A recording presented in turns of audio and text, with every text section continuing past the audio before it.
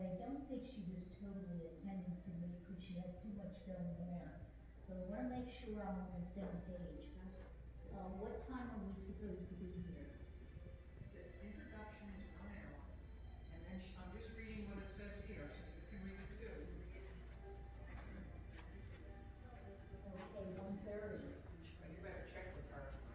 That says 10, maybe they're coming in here, having an I don't know. And then are they having lunch? Because if it's 1:30, then that means lunch. Well, it's an all-day Oh, leadership okay, tour, okay. and they want us to do a 1 hour tour, so. Her birth, and, when she was 3 months old, her parents had to return to China because they had to continue their missionary work. Her father was a Presbyterian minister, but her mother was not. She was just a missionary. And Pearl Buck stayed in China until 1934. And then she came here, and I'll tell you more about that later in the house. The only period of time during then when she was in the United States was during her college time. And she went to Randolph-Macon in Lynchburg, Virginia, and she was a philosophy major. After she finished college, she stayed on for a year or so and taught at the university. They asked her to teach. And she was called home by her father because her mother was sick and she had to take care of things there. When she went back, she never came back to this country. Maybe for a visit she may have, but she didn't come back to live or anything. While she was there, she married Lawson Buck. This is her first husband. And that did not work out. They were eventually divorced. And out of that marriage, Pearl's only biological child, Carol, was born in 1920. And the Lawson and Pearl also adopted Janice. And then these are just some highlights, mostly here after Pearl Buck came to this country and stayed. These are children that were adopted by Richard Walsh and Pearl Buck. Richard Walsh was her publisher, and she married her publisher. And then they adopted these 6 children. We'll talk more about those in the kitchen. Okay, let's walk down to the planet. And it was on for the anniversary of Pearl Buck's 100th birthday. And it was put here by Selma Burke, who was a sculptor in the New Hope art colony up there.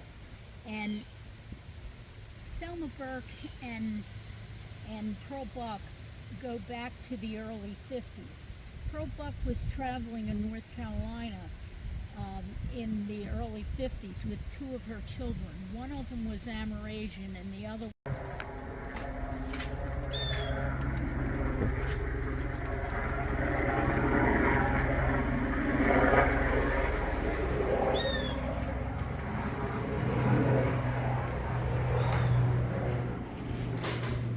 Okay, this is the mudroom, and this is the picture of the house when she bought it.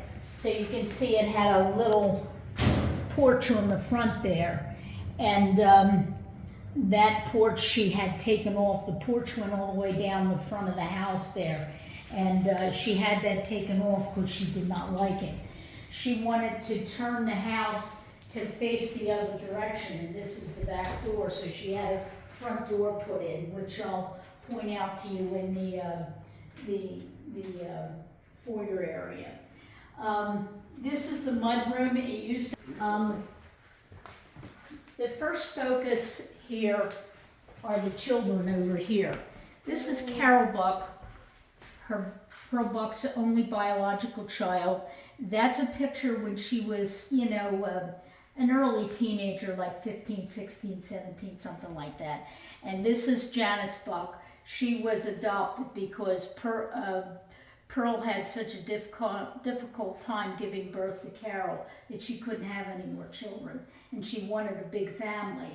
So they adopted Janice in 1925. She was born in 1920. And then from here over, these were all adopted by Richard Walsh and Pearl Buck. Second husband. Yeah, second husband. This is Richard and John. They were adopted in 1936 as infants. This is Edgar and Jean. The two of them were adopted in 1937. And they were both babies so she had 4 babies at once. And then this is Henriette. She was adopted in the early 50s, and she's Amerasian. Likewise here, this is Chico. She was also Amerasian, and she was adopted in 57, I think it was. And she was adopted as a young lady about 15 or 16, something like that. She was adopted when she was about 8 or 9. So these two were kind of different than the rest of this. But Pearl Buck was pretty old at this point. Okay, now let me draw your attention to this picture over here. And that's a picture of Carol when she was 3 years old. And you can see that she was profoundly disabled. Okay, now, that disability came about because they isolated later, when Carol was about 25 years old, they isolated what the problem was, and she had PKU. They didn't know what PKU was until, she was 20 years old. She felt the effects of it even as a little infant. So she was on her way to becoming disabled. But unfortunately, they didn't know about it because they could have given her medicine or they could have given her a special diet. Because PKU is your body doesn't have some kind of enzyme to digest your food properly, and basically what it does is it attacks your brain. And it doesn't develop properly and so forth. It doesn't function the way it should. Today, in America, and I would imagine in a lot of other countries as well, they test for that for Pearl Buck's friends. That place is by James Michener, which most of you probably know. He was an author. He wrote Hawaii and Alaska and a whole bunch of things. He lives in Doylestown, or lived in Doylestown. This is Oscar Hammerstein and Dorothy Hammerstein, South Pacific, Sound of Music. He wrote the lyrics for it. And once again, he lived in Doylestown. And this is David and Lois Burpee, the seed people, Burpee Seeds. And he had a farm as you come up the hill into Doylestown. On the left there, that was the Burpee farm where they grew the seeds. And back there is Kermit Fisher. That's the one most people don't know. Anybody know who Kermit Fisher is? No? He owned a factory in Hatboro called Fisher and Porter. And he made like pumps and attachments that went onto machines in other factories. It's no longer there because the technology is all different now. So these were her friends. They were the money people of Doylestown. And that's going to become important in the next room. So that being said, these are Chinese chairs. They were sent over from her Beijing home.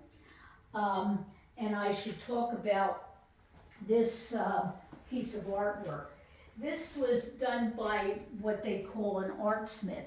He had to be an artist, but he also had to be a blacksmith, because that's a hardwood frame around it, and the leaves are made out of iron that they pound, so that's why they have to be a blacksmith, and the wire the same thing. And what's unique about that type of art goes back 300 years. And that particular one was around 1900 made. And it has a hardwood frame, and then they do all the metal stuff inside. And the back here is usually an open back, or in the case of this one, they put just a piece of fabric down the back. It's not done like a traditional piece of art. And there's two others of them, so I'll show you those when we get there. The silver, that was from Carrie Seidensticker's family. The Seidenstickers, the mother and father of Pearl Buck, were missionaries, so they really didn't have money to buy silver. And this came from Carrie's family and was passed on to Pearl. What else can I say? All of this stuff around here, some of it's from Great Britain, England, or there's probably a few Chinese things. Be careful of the rug.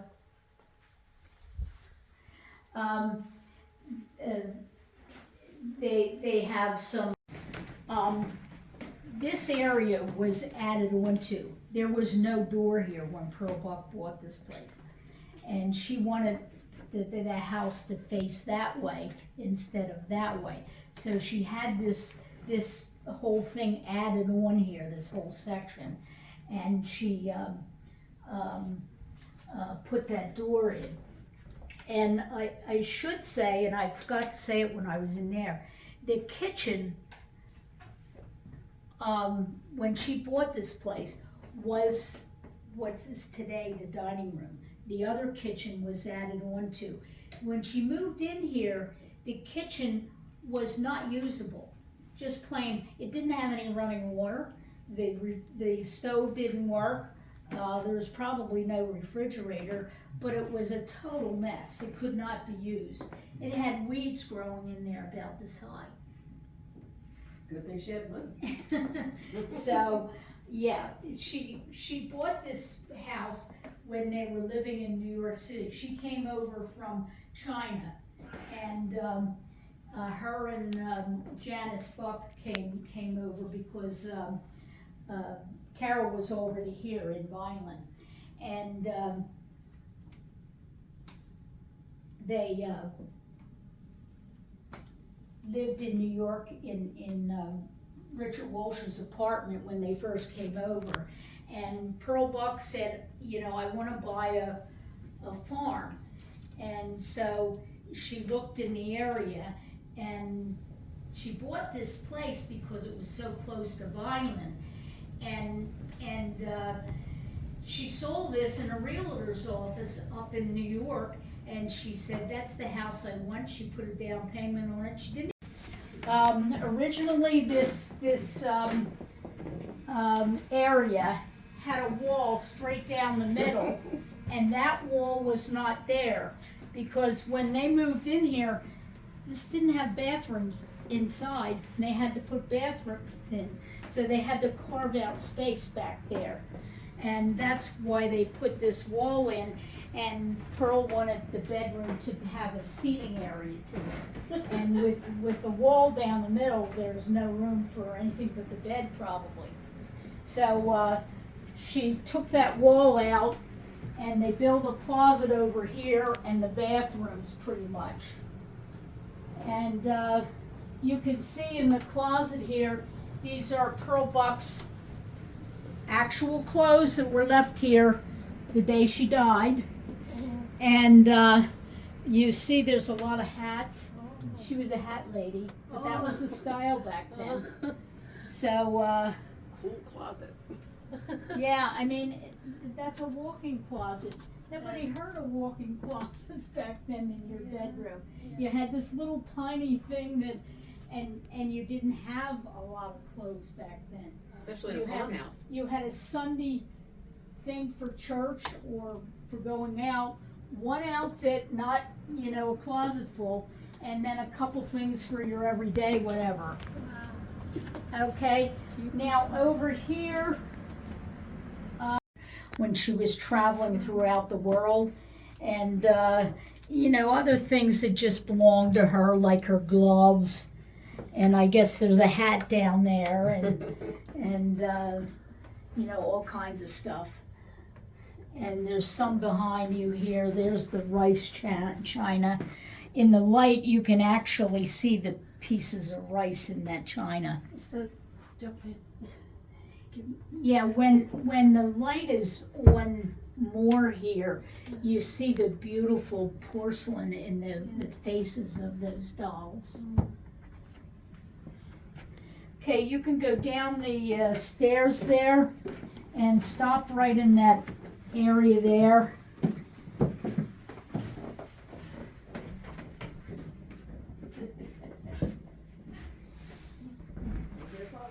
A refrigerator in there. It's got something to warm a bottle on. It's got the sink for bathing, everything. Perfect size. So when she moved in here, she had 4 kids, that were in diapers basically, and then she had infants periodically come through. So this got plenty of work. In here, if you look in here, this is the boys' bathroom, and remember, these bathrooms were all added on, so they just carved out a space. So they didn't have room for the toilet here, so they have the toilet in the room by itself there.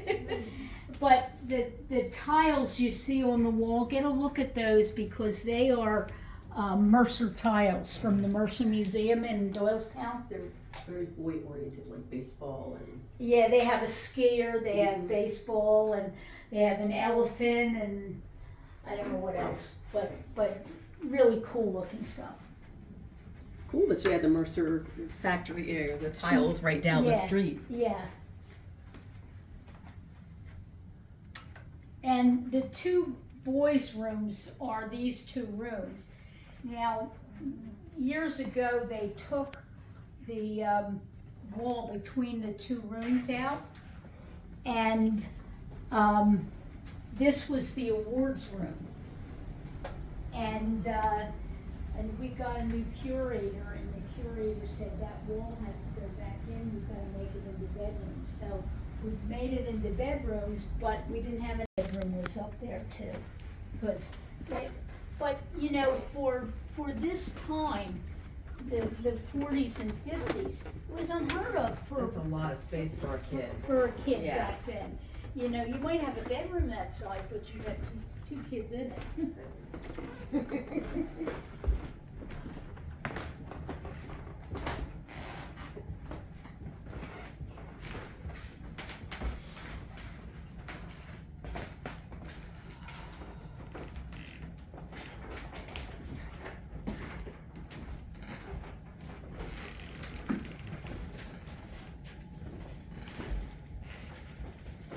Okay, this is the large library. This was added on to the house back in 1936. And when it was added on, it was before they moved in. It was a playroom.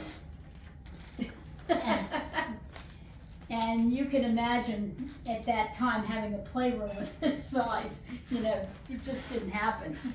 But at any rate, that's what it was. There was a door over here that opened out to the yard, and they closed that off eventually.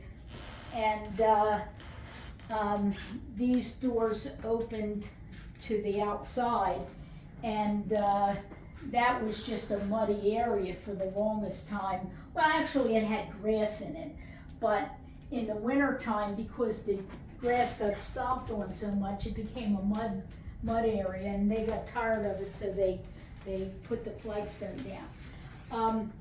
This desk here, this was in Pearl Buck's attic in her Beijing office. in Beijing, her home in Beijing. This is the Good Earth desk. This is the desk where she wrote the Good Earth. And she wrote the Good Earth in 3 months.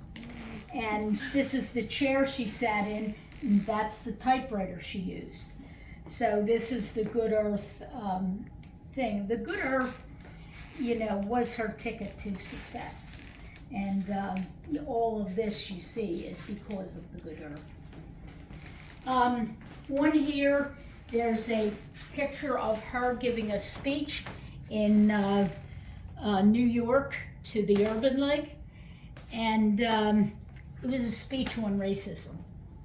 This is the room where we talk about racism. And Pearl Buck knew about racism because when she was in China growing up, she was very shy and didn't have any confidence in herself and so forth.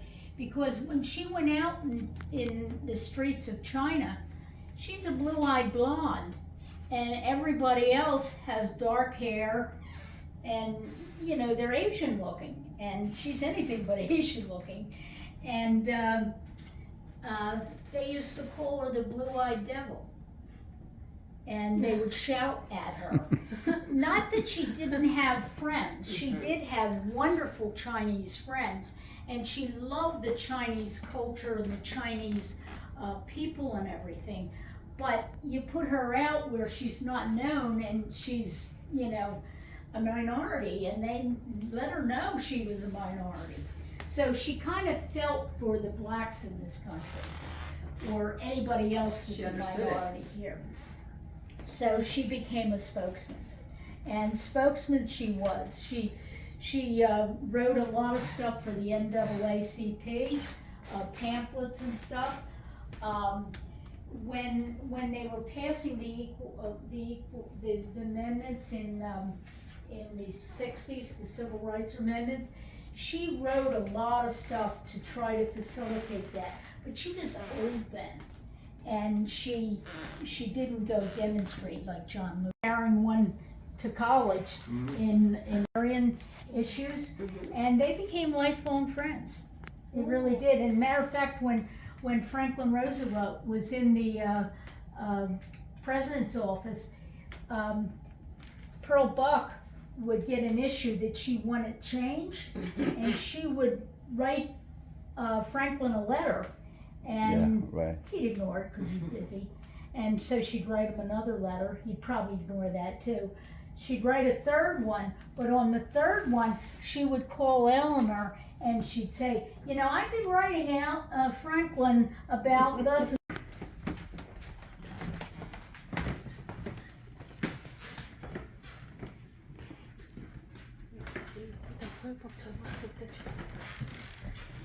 Okay, this is what they call the small library, and this was used only by the family, and the books that are in here were not taken out by anybody, but they were used by the family. Most of the volumes here came from Richard Walsh's publishing business, and they are first day print, the first off the press kind of thing. Many of them are signed by the author. Some of them are raw books. Just all kinds of stuff in here.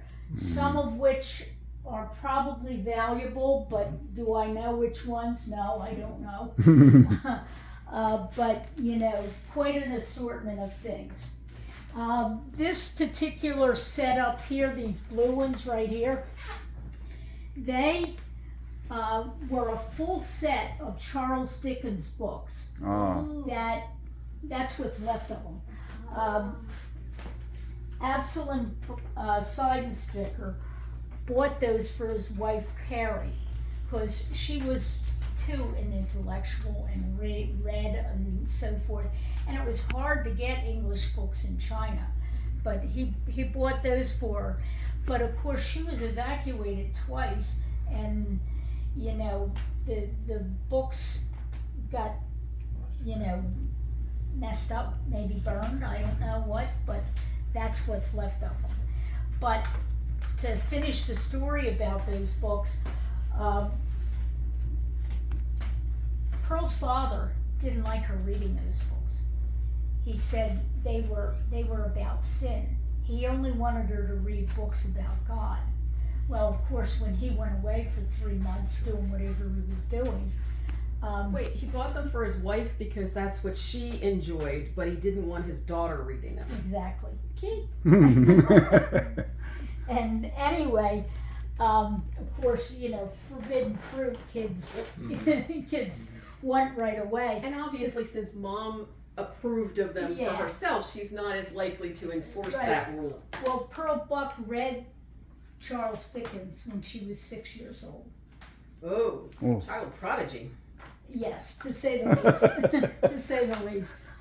Most of us have enough trouble in 9th grade reading them. But she was 6. All right, now, here's a picture. Well, let me do this first. These are the lotus slippers. They are a Chinese China. symbol for abuse of Korean. women. Yeah. Small. And Pearl Teeny Buck tiny. was very much Korean food. Yeah. involved in the women's movement in this country, right to vote and all that stuff. The lotus slipper, of course, we all know what that is. It doesn't go on today, thank Yeah. goodness. But they're also a symbol of other abuse of women, like Yeah. when a peasant family had famine times and a new baby daughter was born, they used to kill the baby daughter because they couldn't feed them. And if the boy child was born, he was allowed to live because he would work on the farm and eventually improve production for their family. So talk about, abuse of women, and there we have it. And also the peasant family, if they had a 13 or 14-year-old girl and it was famine time, they would take that girl and they would sell the girl to a rich family as a servant. So they didn't have to feed her. So they didn't have to feed her. But maybe that was a good thing for her. I don't know. I guess it depends on the family she went to. But once again, women were abused. So there's the lotus slipper, there's the Japanese slipper, and the Korean slipper, and they're Pearl Buck slippers. Now, over here, this is a picture of a gala that John Kennedy had when he was president. And you can see there in the front, you get a look at the picture. You can move up because I don't need the picture. On the left, you see one of the Johnson girls. Then you see Pearl Buck, and then John Kennedy, and then Jackie Kennedy. And then on the far right is Robert Frost. Robert Frost was nominated for the Nobel Prize 6 times, but he never won. Oh. But John Kennedy invited him anyway because he felt he was worthy to come, to You're an nominated intellectual. 6 times. Yeah, but during the gala that night, Robert Frost was overheard saying, "Well, Pearl Buck, if she can receive the Nobel Prize, anybody can. After all, she only writes about China, and those are women's books." And of course, Pearl Buck heard this, and she, oh my dear, she was seething. But she didn't say a word. When she left the next day, she went home and she wrote, over the course of a period of time, 5 books by John Sedges. And all of them were bestsellers. She used a And- male pen name. Right. And she some of them won awards, the books did. And, this was to counteract the fact that she only writes, women's stories or about China. And none of these are about China, And so when the 5th book came out, someone recognized the style and they said, "Are you Pearl Buck?" And she said, "Yes." And then she said, "Point made." That's all she said. She sounds a little bit like Louisa May Alcott if you look at her life and how she had to support her family and sometimes the books that she was most successful for weren't necessarily the ones that she appreciated writing the most. Right. Well, that's true of any author, I think. You know, Pearl Buck didn't know that The Good Earth was the blockbuster it was when she wrote it. You know, she was just trying to earn money for her daughter's education. And so anyway, that's the story there. That picture over there was commissioned by Richard Walsh in 1935. He wanted a picture of his wife. Well, his wife hated it. She wouldn't allow it in the house. We, the volunteers, hung it there. She said about the pictures, she said, "You know, I'm too pretty. I'm a farmer's wife. Look at my hands. My hands are farmer's hands. They don't look nice like that." So she wouldn't allow it in the house. But Richard Walsh liked it. It seems like it captures her.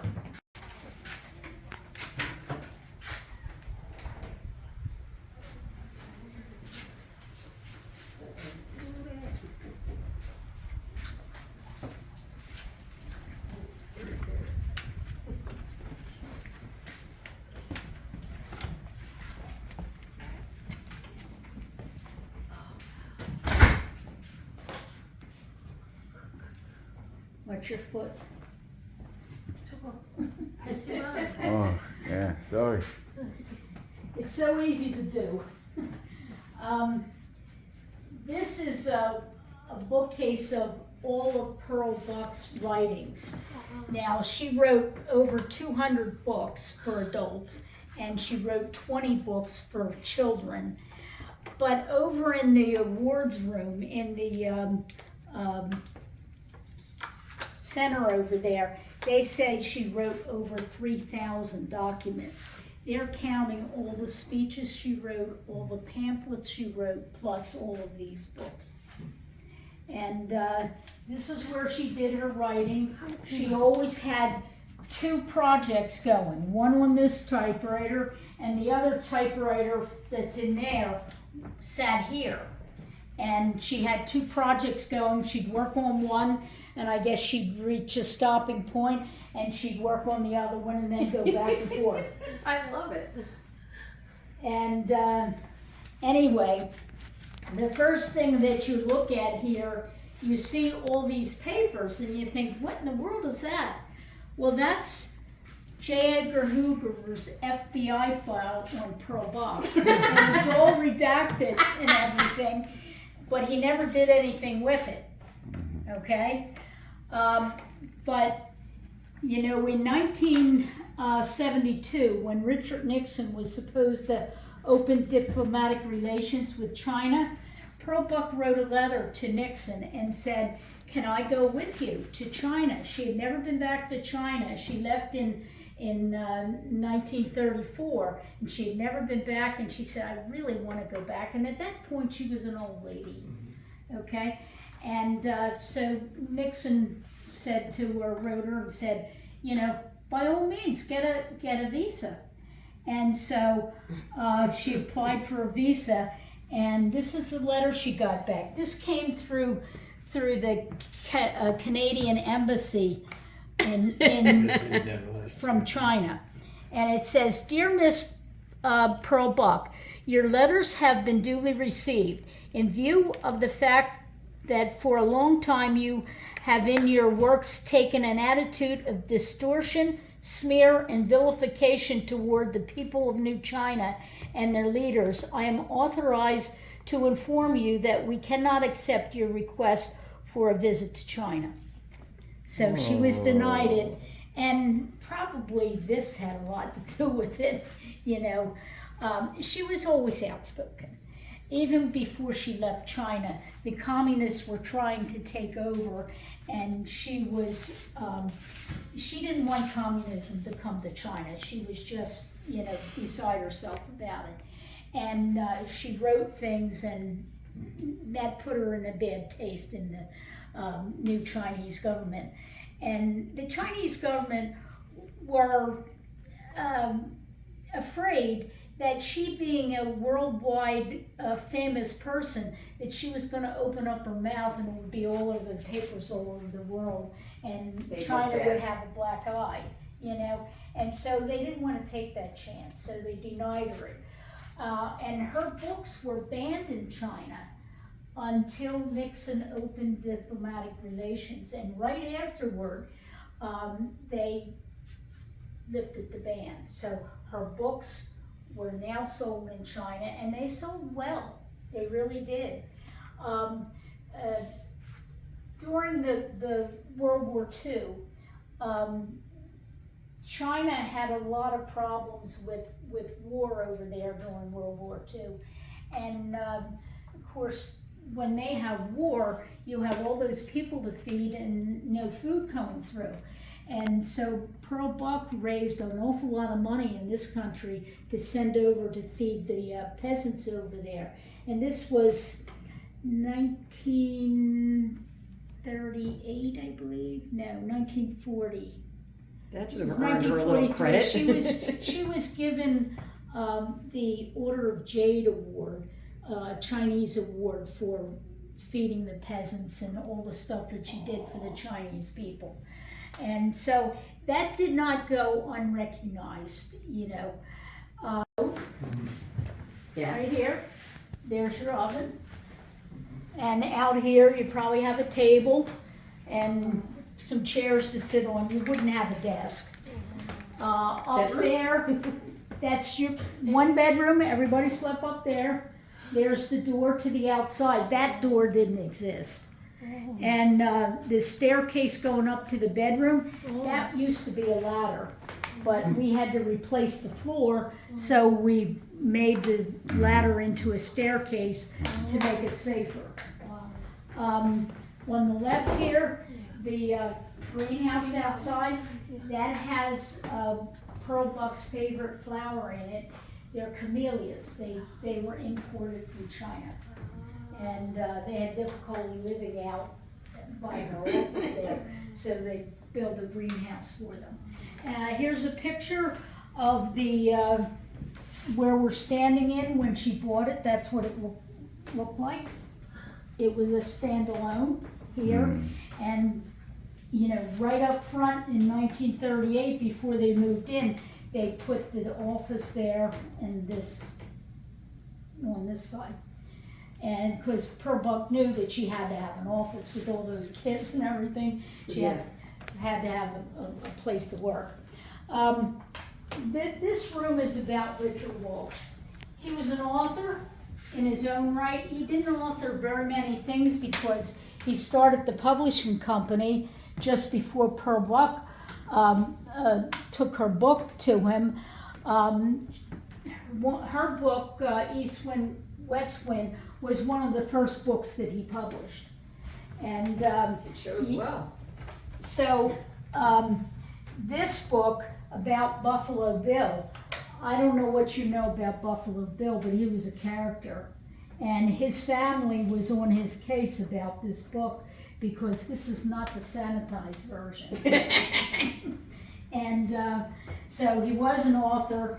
These are some other things that he did for his publishing business. Over here, the Asia magazine. First, he edited the Asia magazine for another publishing company. He was paid to do that, and then they eventually said, "Well, would you like to buy that magazine?"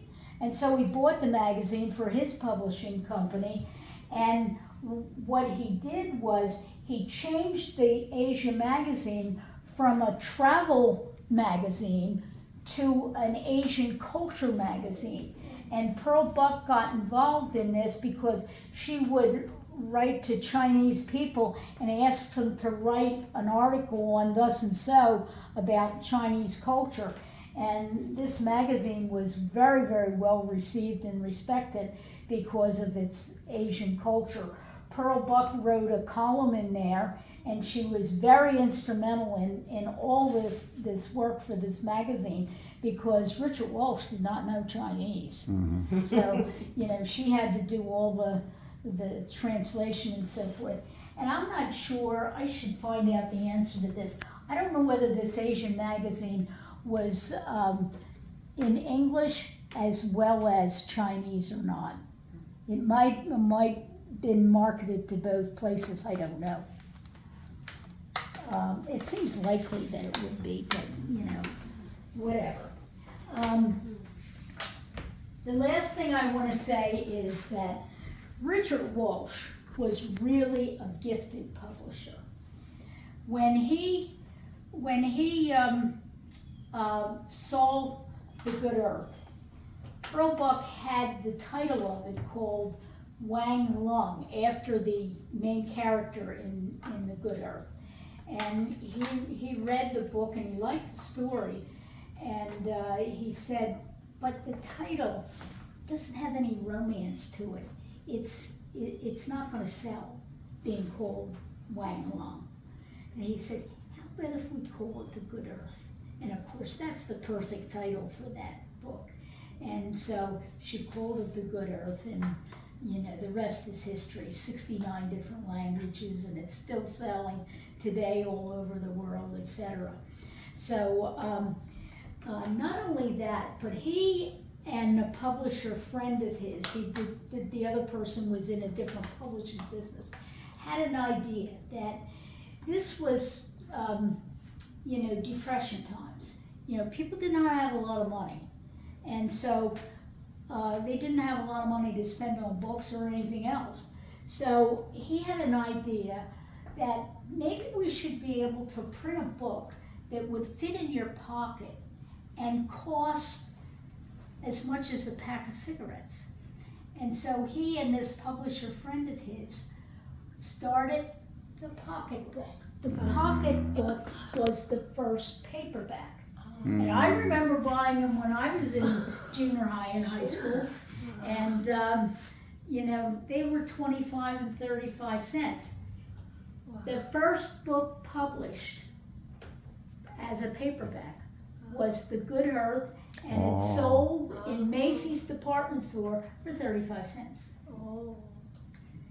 35 cents. 35 cents. Macy department Store. store. 134th Street, New York City. And of course, you know, they sold thousands and thousands and thousands of them. And when you think about it, think about today, everything is mass marketed.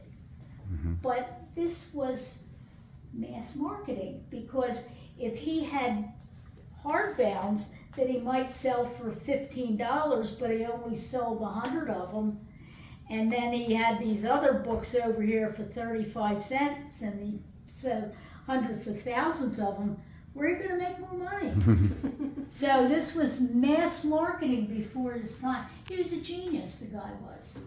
And he was also someone that had some scruples, because he printed a lot of intellectual books, and he printed stuff for Roosevelt. He printed stuff for Einstein.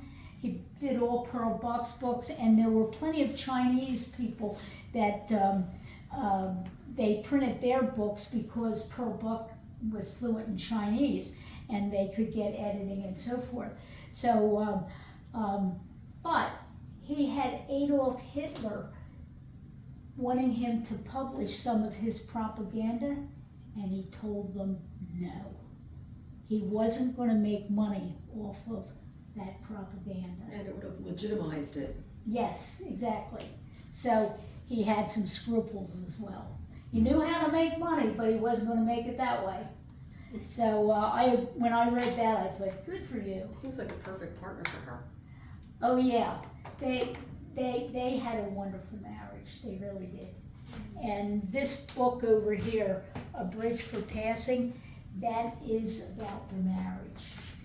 And Pearl Buck was making a movie with this big wave.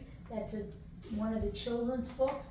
And the folks in Japan wanted to make a movie out of that because they have big waves over there and the surf is right, so they could use it for the backdrop. And she went over there to help them film it. And while she was there, she took her typewriter, and at night she would start writing that book.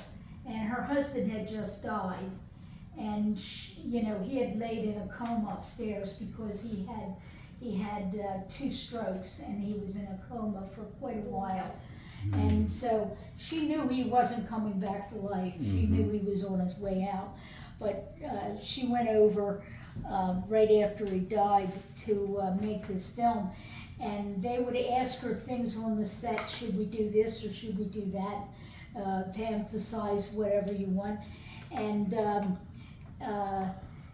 she would come back to her hotel at dinner, and then she would think about what decisions she made, and she'd run them by in her head of what her husband would have said, and reflect on other things that in their life they had discussed with their working together on things, and that is just a wonderful read.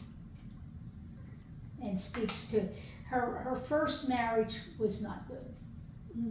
It wasn't abusive or anything like that. Lawson Buck was a nice person and all of that. They just weren't compatible.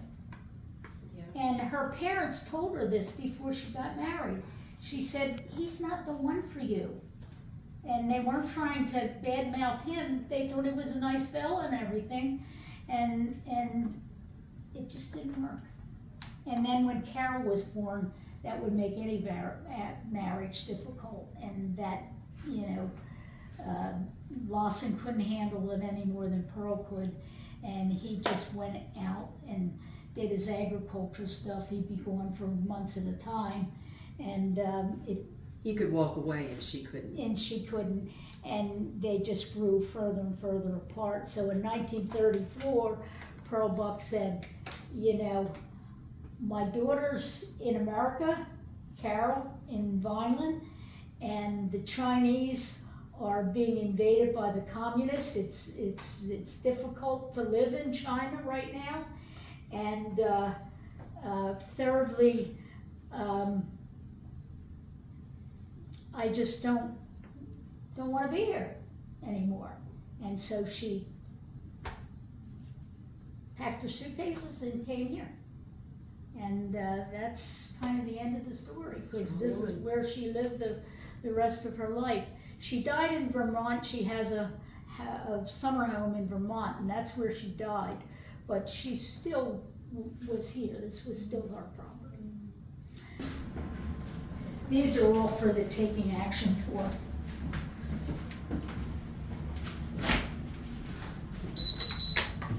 You're welcome to stay on the grounds and walk around wherever you want. Go back to the awards room or whatever you want to do. Thank you very much.